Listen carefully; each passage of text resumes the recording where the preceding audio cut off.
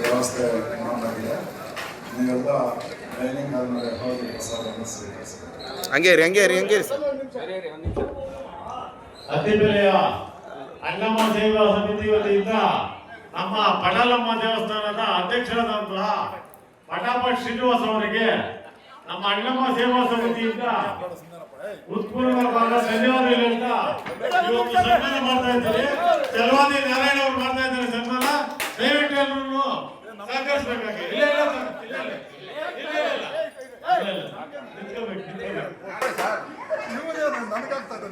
ಚಲವಾದಿ ನಾರಾಯಣ ಅವರಿಂದ ಸನ್ಮಾನ.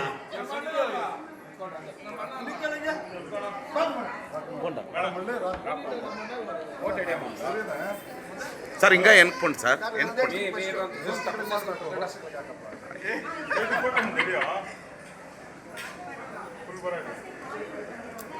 ಎಲ್ಲ ರೀತಿಯ ಸಹಕಾರ ಕೊಟ್ಟಂತಹ ನಮ್ಮ ಪಟಾಲಮ್ಮ ಸೇವಾ ಸಮಿತಿಗೆ ಹೃತ್ಪೂರ್ವಕವಾದ ಧನ್ಯವಾದಗಳನ್ನು ಅರ್ಪಿಸ್ತಾ ಇದ್ದೀನಿ.